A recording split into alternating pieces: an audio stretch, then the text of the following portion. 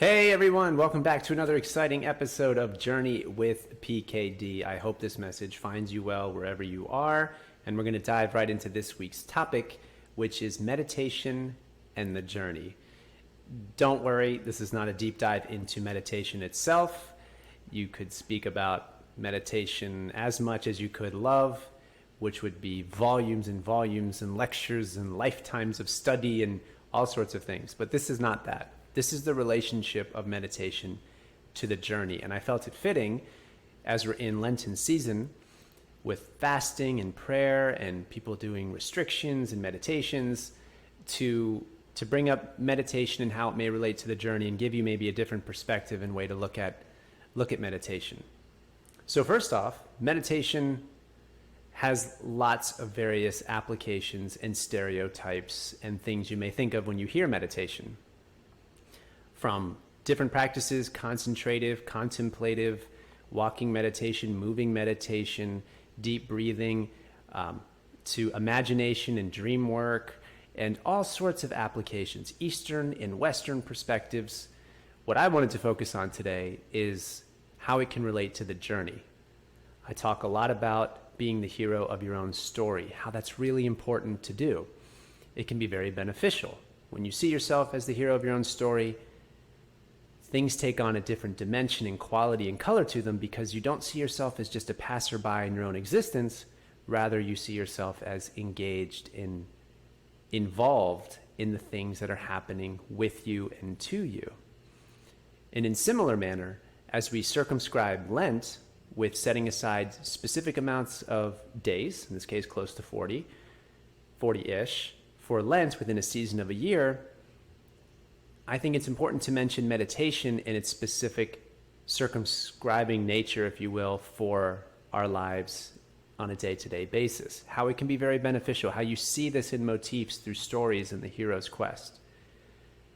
It's probably a good place to start in regards to how meditation is portrayed, which is as a still calming nature that can give you all sorts of benefits, extraordinary powers, a life-changing decision-making possibilities and potentials, to hearing messages and being able to tap into other realms.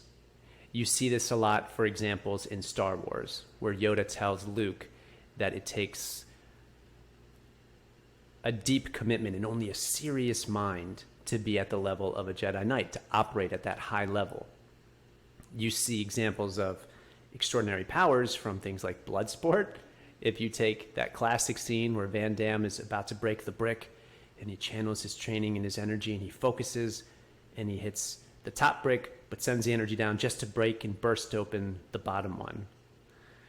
You see it in movies like Karate Kid, where you overcome a physical disability in that moment where his leg is kind of broken, and then Mr. Miyagi does a healing on him, and then he rises to the occasion to beat and win the All Valley tournament.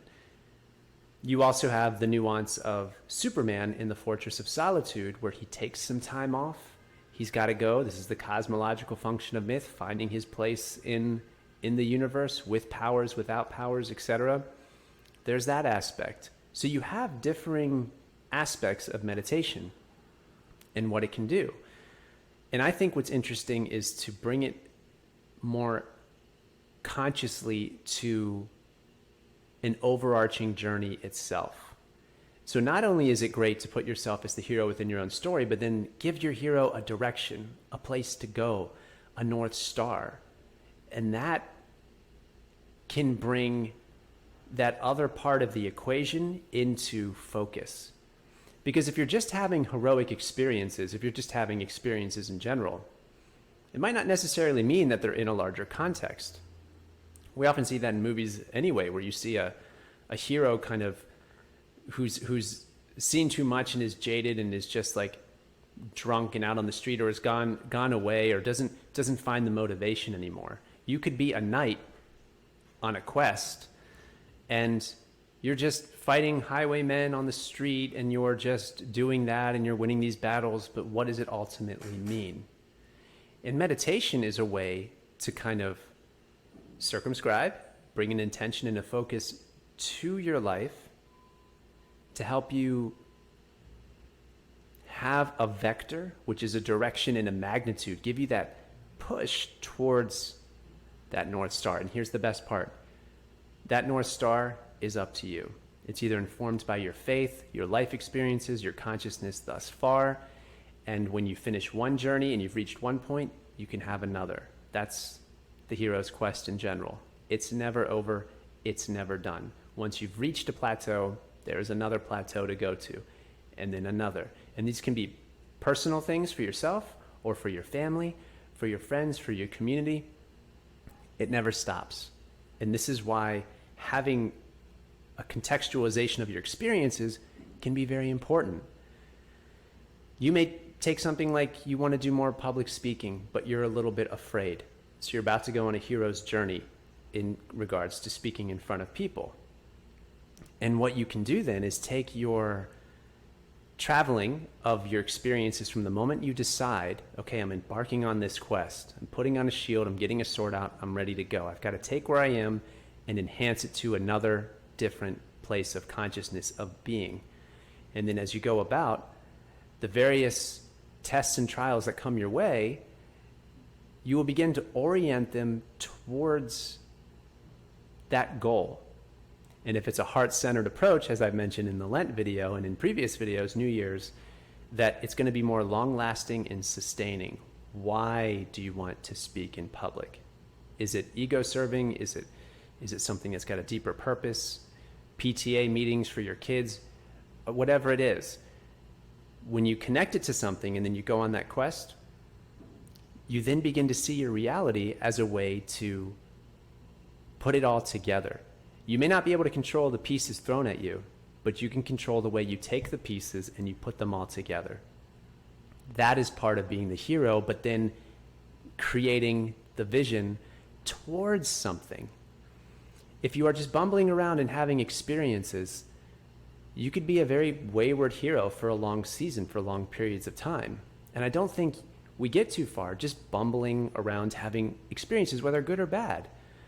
You can have, and I've had this experience where you've had an amazing meditation session or prayer session and you have a deep oneness connection of something beautiful and amazing.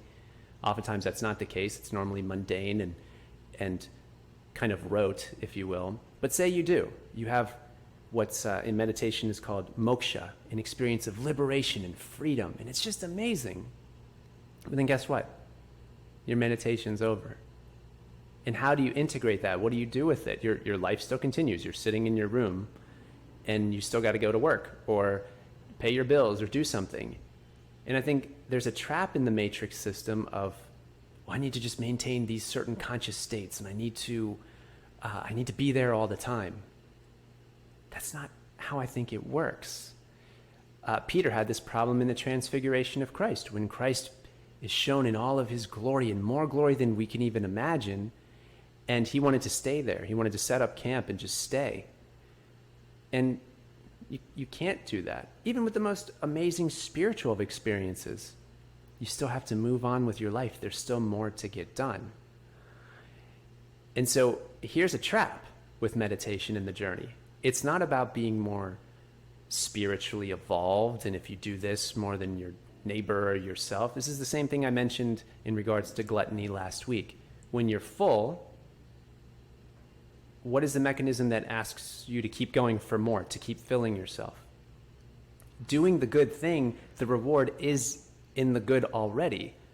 And in like manner, in taking that time in a day, whether it's 5 minutes, 10 minutes, whatever it may be, because we don't know if we get it tomorrow, and orienting yourself, whether in solitude, in silence, in prayer, in a season like we are now with Lent, you can then bring a direction to what is happening and going on.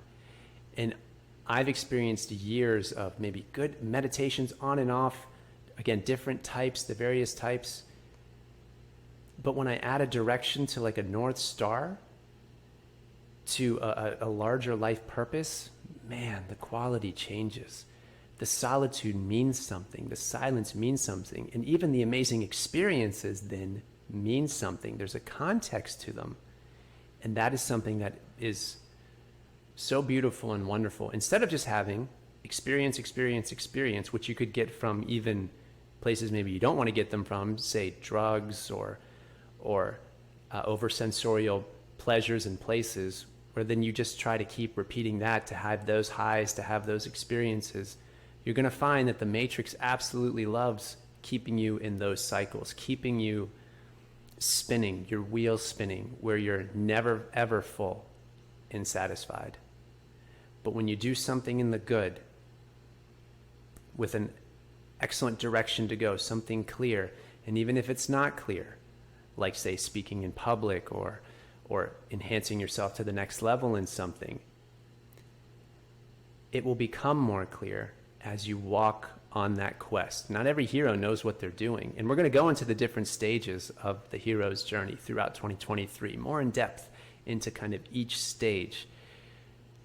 But for now, in this season where people are fasting, taking the time, circumscribing their year to within days they can do something, it reminded me of meditation and how, whether you've meditated or not, whether you have any experience with it or not, it is part of the quest that we take these containers, our bodies, that have all the various forces in it and everything we could ever want them to view and look at and analyze, more interesting than any Netflix series or shows or anything you could be kind of interested in the exterior world, that we have so much going on within us.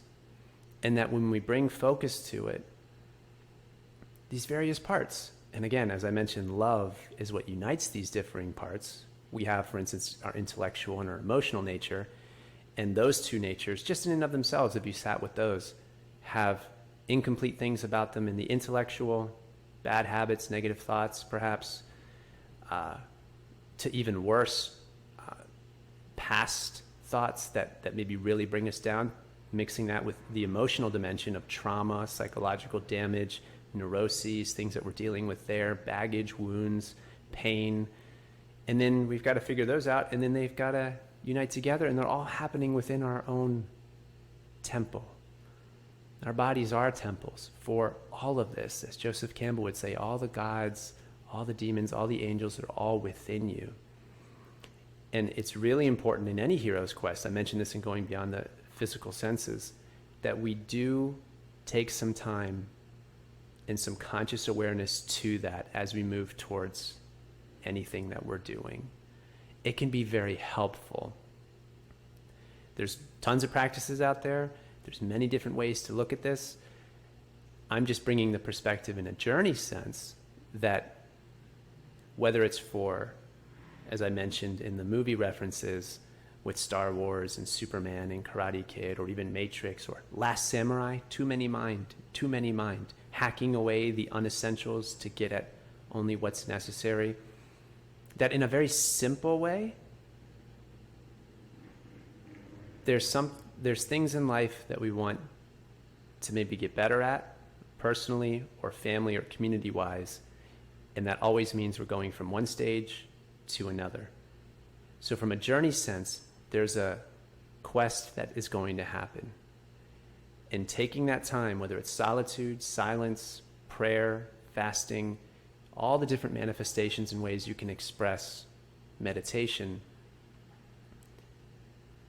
we can actually engage with that heroically wherever we are.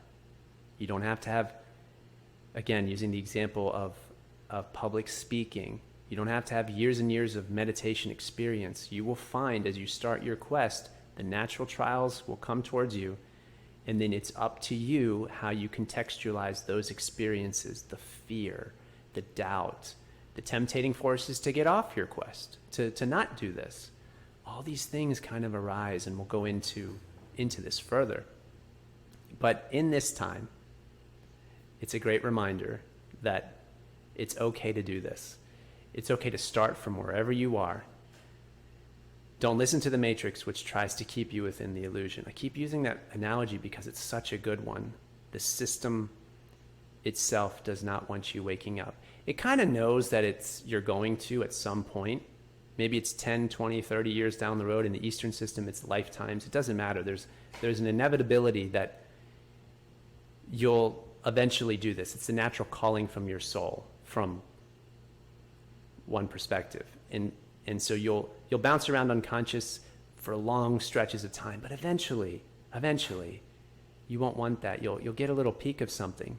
Plato's cave analogy. You'll get a little peek of something, and you'll see the projection, and you'll say, I want the truth. I want what's really real, not the fakeness. In the symbol for Om, in Hinduism, you have Maya. You have the idea of illusion there and the dream state that we're waking up to within the symbol itself, that this is illusory. It's a matrix, and it's far more malleable than you think, and you can engage with it differently. So from a heroic perspective, in this time, maybe seize the opportunity.